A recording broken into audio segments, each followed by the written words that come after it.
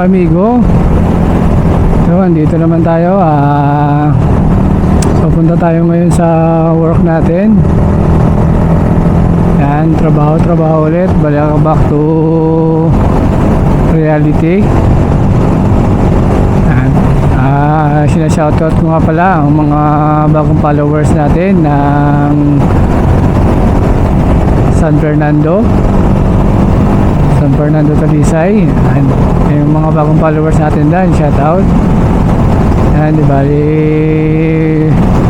going to work tayo ngayon. And siyempre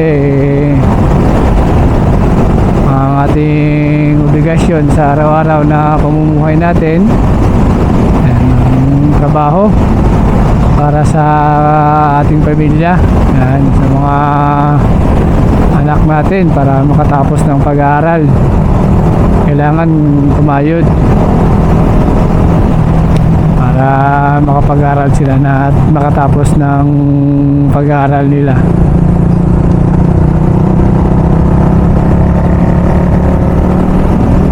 Ito lang naman ang ating magagawa bilang isang magulang na makatapos ng pag-aaral ang mga anak natin at mabigyan ng magandang kinabukasan sa huli.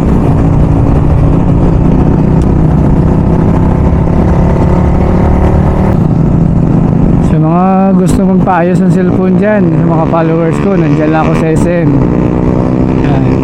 Bali nag-ayos ako ng cellphone, ang mga sirang LCD, yung mga password kaya kong tanggalin yan.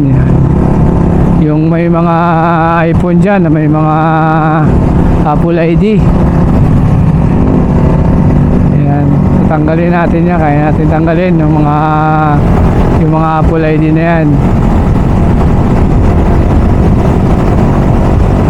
Yung mga galing sa ibang bansa na mga cellphone na hindi pwede magamit dito sa Pilipinas, yung mga galing Japan, galing USA, Canada, yan, pwede po nating i-open line yung inyong mga cellphone. Yan. Kung may mga password, may mga Gmail account na nakalimutan nyo yung password saka yung Gmail account, yan, nagtatanggal din po ako nyan. Kaya ko pong tanggalin, may balik sa normal. Kaya lang, yun lang nga, madidelete yung mga file nyo. Back to zero talaga yung unit nyo. Kaya shoutout din nga pala sa mga customer ko na mga lagi nagpapaayos sa akin. And shoutout. Kaya sa mga gusto magpa-shoutout, pwede kong